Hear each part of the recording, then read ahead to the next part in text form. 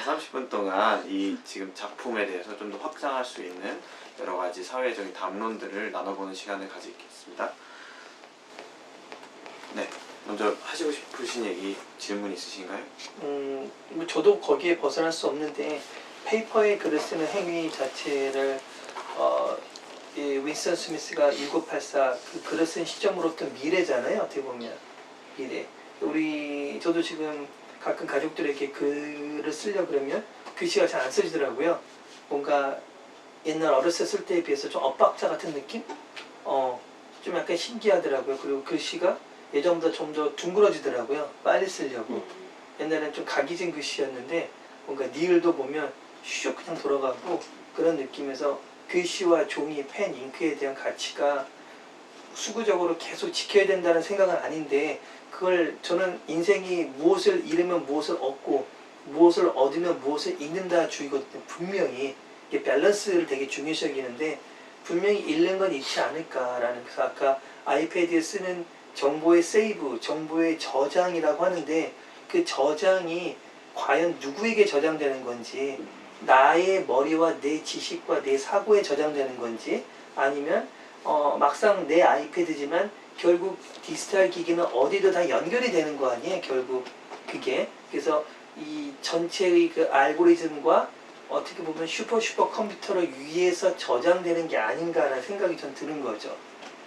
아이패드에 저장을 할 적에 내 지식이라고 생각되는 건지, 종이에 몇 글자의 메모로 쓰지만 결국 그건 지극히 프라이버시한 거잖아요. 그래서 그게 과연 내 건지 그 생각을 좀 방금 하게 됐어요. 일단 저도 사실 뭔가를 직접 페이퍼로 읽어야지 머리에 더 들어오고 뭐 이렇게 노트북이나 뭐 아이패드로 글을 읽는다고 해서 그게 막 들어오거나 하는 스타일이 아니고 출력해서 봐야 되고, 이런 종이로는 책을 읽어야지 되고, 종이에다가 뭐 펜을 잡고 글을 써야 되고, 약간 그래야 되는 사람이긴 하거든요. 근데 이제 저는 약간의 타협을 본 거예요. 그러니까, 예. 제가 언제였더라? 작년 말쯤인가? 하여튼간에 이렇게 대청소를 한번 했어요. 이렇게.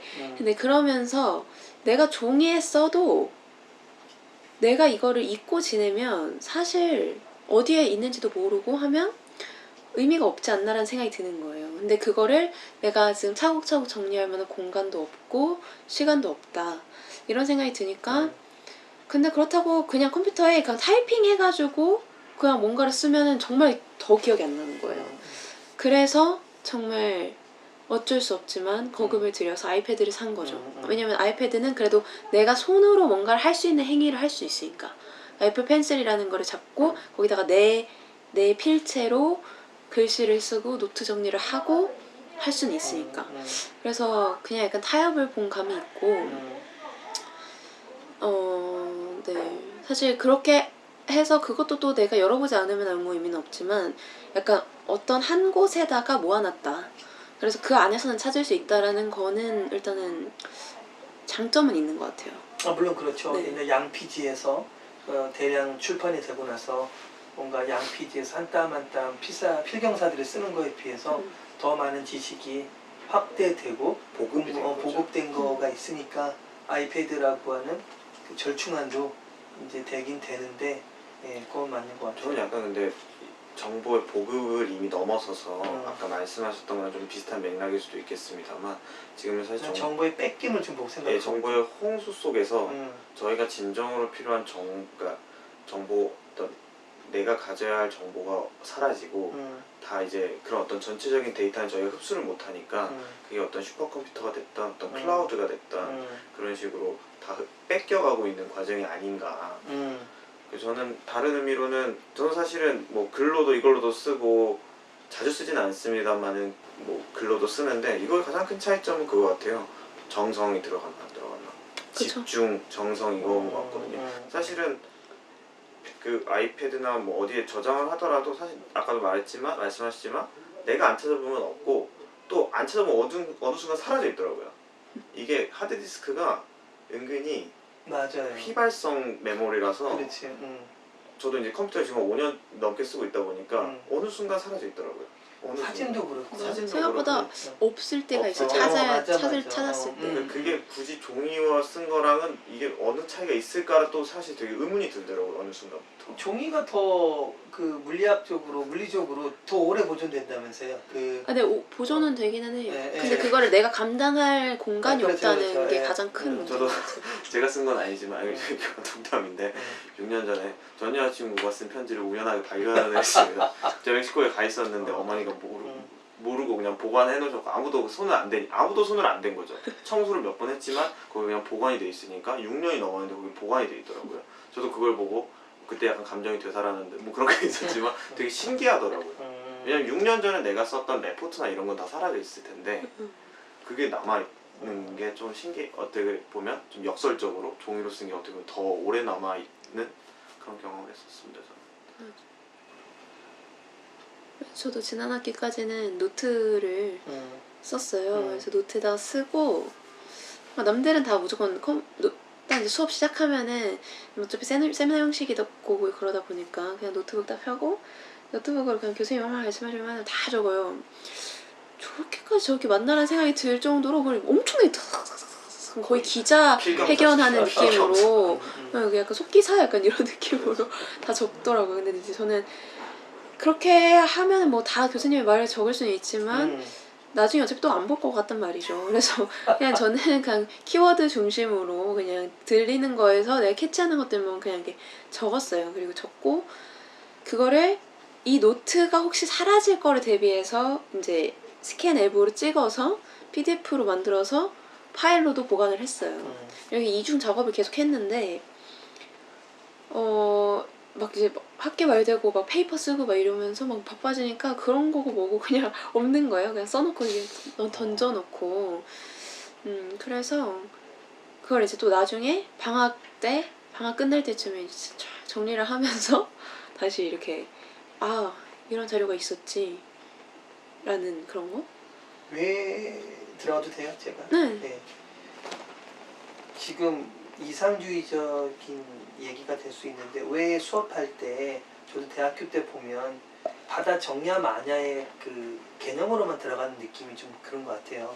수업을 들을 적에 바다 정야 포기하냐 아니면 중간에 메모하느냐. 근데 메모를 키워드 잡는 게 더 집중해야 되는 거거든요, 사실은.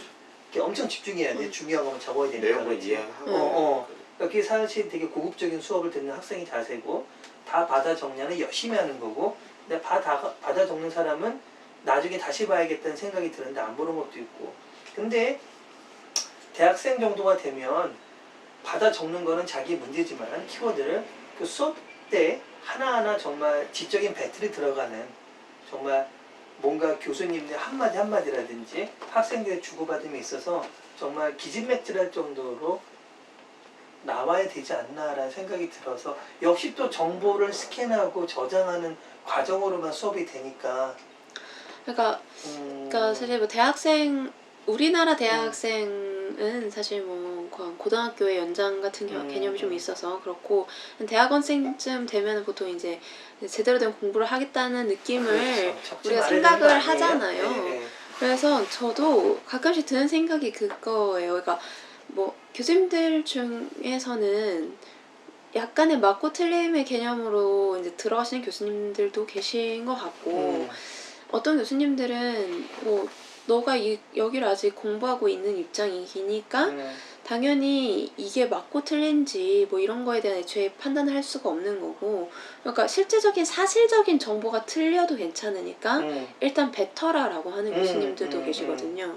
그러니까 저는 그게 더 굉장히 중요하다고 생각을 해요. 그렇죠, 그리고 그렇죠. 대학원 수업에 임하는 학생들의 자세도 그런 자세를 가지고 있어야 된다고 생각해요. 만약에 뭐 스스로가 많은 팩트를 많이 가지고 있어서 저 사람이 저렇게 얘기하는 게 틀렸다는 걸 알고 있다고 하더라도 그러니까 그거를 교정해주는 건 당연히 좋은 거죠. 예를 들어서 어떤 사람이 발언을 했는데 이제 내가 발언을 해야 될 차례에 얘기를 하면서 굉장히 말씀을 잘 들었지만 요러요러한 부분에서는 좀 정확한 정보가 이러이러하기 때문에 요건 짚고 넘어가면 좋을 것 같습니다라고 정정하게 얘기하고 진행하는 식의 좀 그런 토론을 하면은 좋을 것 같다는 생각도 들고 그리고 필기 말 그대로 진짜 교수님이 주는 정보를 내가 기억을 하겠다는 거잖아요. 근데 그게 아니고 그냥 뇌 마사지 시간이라고 생각을 하면 좋을 것 같은 거예요. 그러니까. 세미나 시간은. 왜냐하면 나 혼자서는 아무리 생각을 책을 읽고 발전시키려고 해도 한계가 있어요. 내가 아는 지식 한도 내에서만 생각을 하기 때문에. 그렇기 때문에 다양하게 많은 사람들이 모인 그 세미나 시간에는 적으려 하지 말고, 그러니까 적으려고 하는 거는 정말 내가 저 사람 얘기 듣고 있는데 갑자기 뭐가 떠올랐어요. 그래서 그걸 잊을까봐 적는 정도? 뭐 아니면 치명적인 정보. 저 사람이 딱 얘기한 정보에 대해서 그걸 내가 혹시 이따가 얘기하다 까먹을까봐 그런 거 적는 거는 그런 거 괜찮지만 그냥 막 그걸 다 적는 거는 오히려 뇌가 아무 운동을 하지 않을 것 같은 거예요. 루틴한 작업만 하는 거잖아요. 네. 제가 생각했을 때 약간 그 필기를 하는 게 저장의 어떤 일환이라고 생각을 하는 것 같은데 제가 생각했을 때는 맡기는 것 같아요. 그러니까 뇌가 이 정보를 흡수를 해서 체화하는 행위를 하려고 하는 게 아니라 인간이 포기를 하는 거죠. 어차피 이거는 내가 못 받아들이니까 글이라도 써놔야 이게 나중에 어느 순간 내가 봤을 때 어느 시점에서 봤을 때 다시 들어오겠지라는 어떤 좀 낙관적인, 근데 저는 물론 이제 학부생까지만 했지만 학부생까지도 정말 수많은 친구들이 필기를 보고 이게 무슨 소리야 라는 얘기를 정말 많이 해요. 필기를 보고 무슨 자기가 한 해놓고 필기를 보고 같이 수업을 들은 친구한테 이거 무슨 소리야? 이게 왜 나왔지? 그러면 이거 이런 말이? 적은 것도 의미가 없고 들은 것도 의미가 없는 정말 말 그대로 그냥 제로의 상황인 것 같더라고요. 맞아요.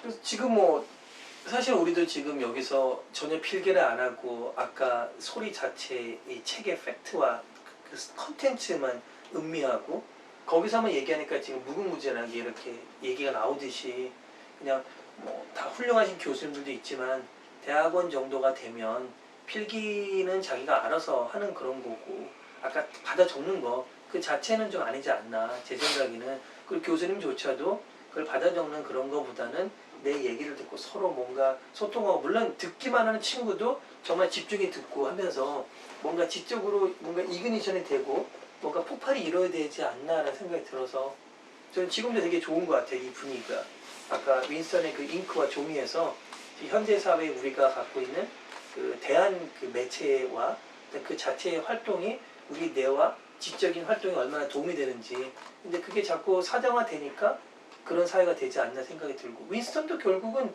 정보를 막 적는 게 아니고 생각을 표현하고 싶었던 거 아니었나라는 생각. 그래서 그때 그러잖아요. 뭔가 쓰는 게 뭐죠?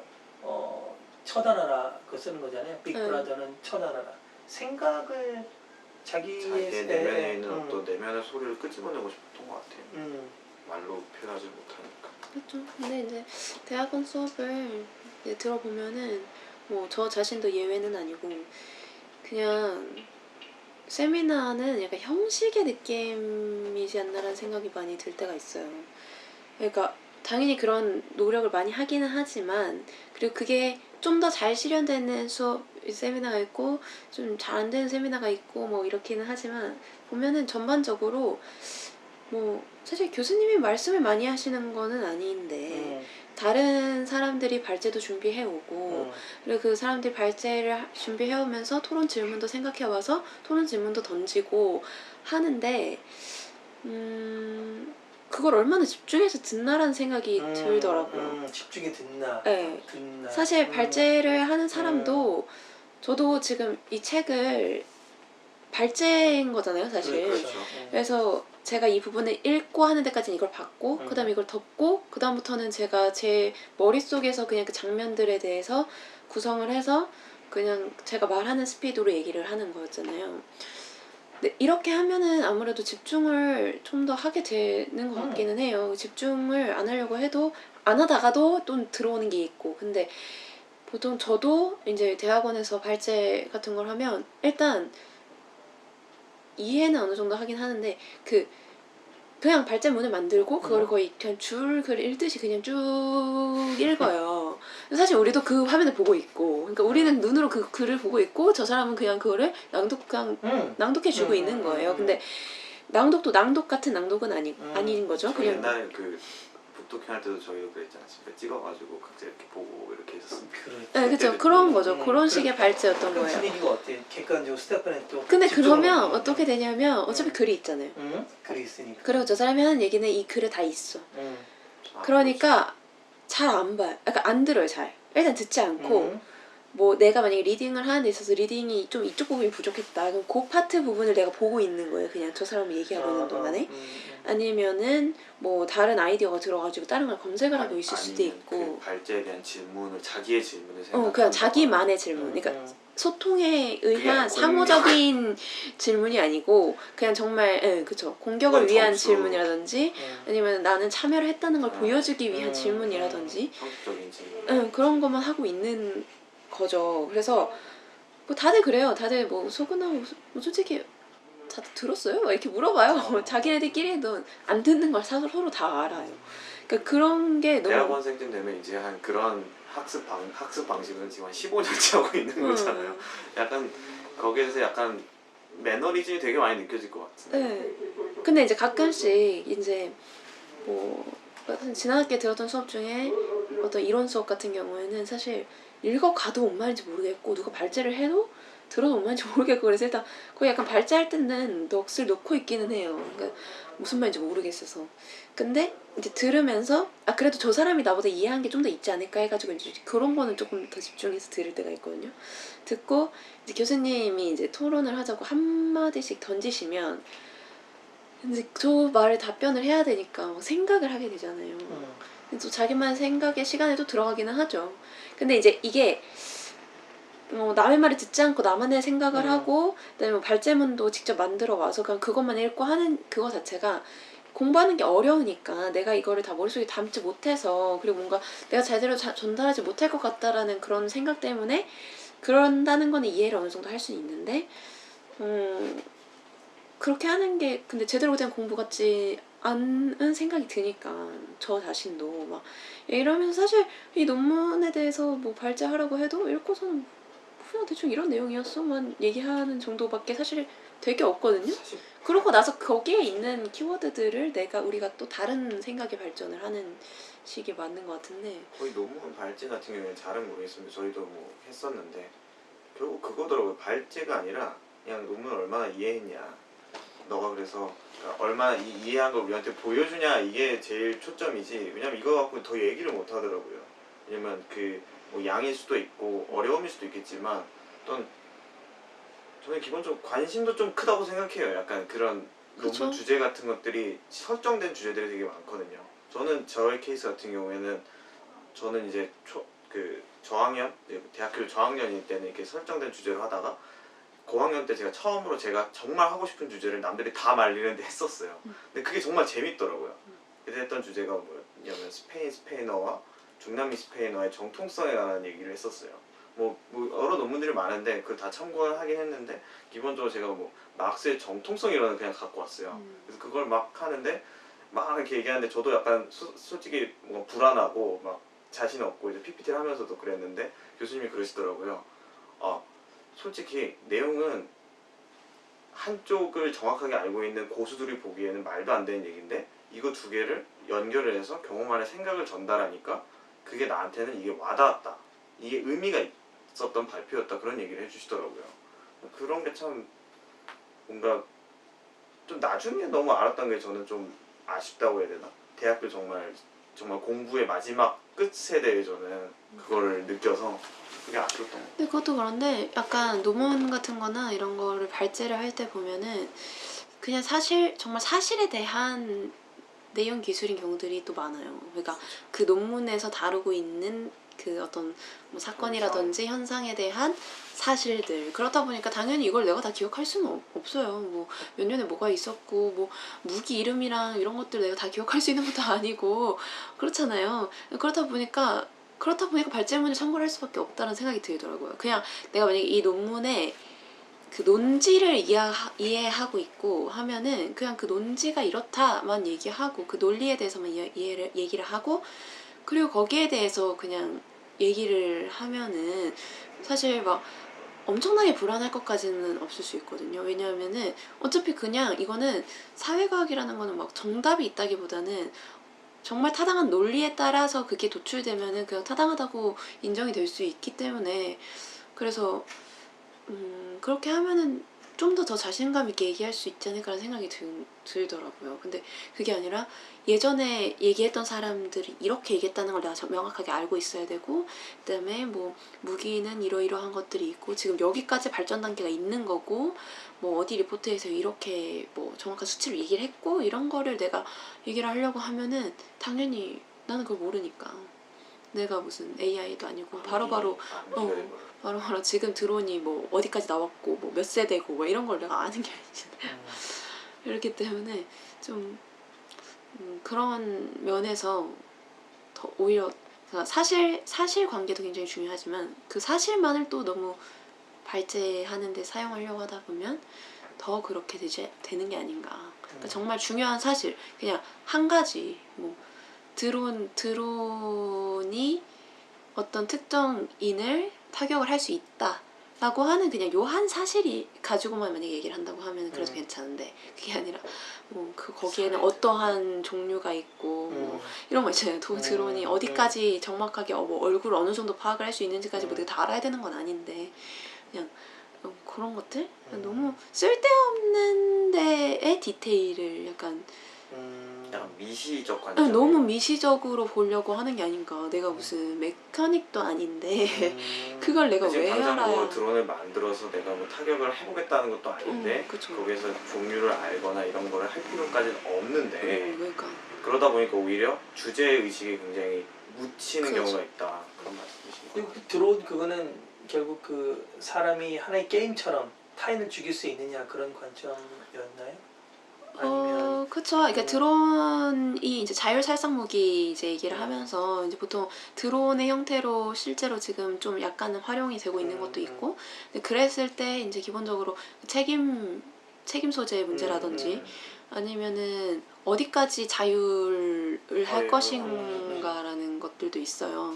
그러니까 사람이 일단은 계속 지켜보고 있다가 얘가 실행하려고 하는 순간에 내가 yes or no를 해서 컨트롤 한다든지, 아니면 처음부터 내가 조종기를 가지고 걔가 가는 거를 다 조종을 한다든지, 뭐 여러 가지 뭐 단계들이 있고 막 이런데, 뭐 그쵸. 그런 것들에 대해서 얘기를 하면서 어디까지 그 AI나 이런 기술, 그러니까 인간의 영역이 들어가지 않는 포스트 휴먼이라는 표현도 쓰는데, 그 포스트 휴먼에 대해서 어디까지 인정을 해야 되는가?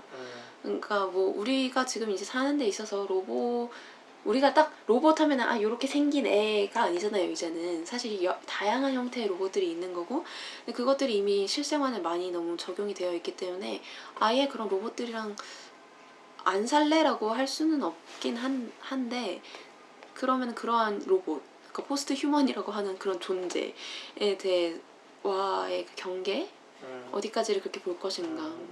인간을 좀 바꾸면은 그거는 인간인가 아닌가 뭐 이런 것도 거기서는 이제 뭐 그 화상도에 따라 무슨 뭐 거리에 따라 뭐 그런 기술적인 얘기를 되게 하는 사람들도 많이 있다는 거죠. 그러니까 약간 그런 사람들이 그런 얘기를 해버리면, 물론 본인들은 그게 관심 분야에서 그렇게 얘기를 할 수도 있지만, 그런 얘기, 그게 중요하다고 생각하지 않는 사람 입장에서는 그런 얘기를 하면 약간 괜히 주눅이 드는 거죠. 왜냐면 내가 저쪽에 대해서 잘 많이 알지 못하는 채로 얘기를 하는 것 같은 느낌이 드니까.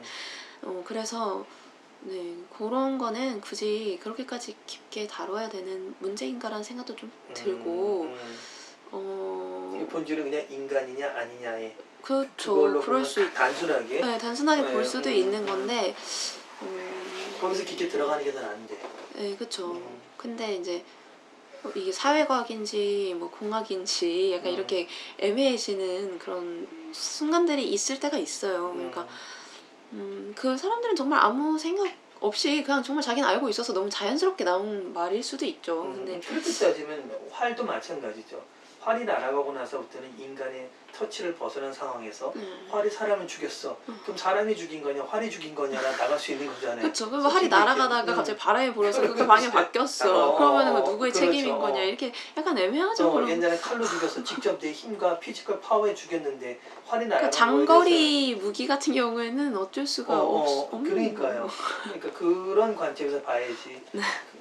그게 뭐 단순히 기술의 발전이 과연 그걸 초래한 것인가라는 생각이 또 드는 거죠.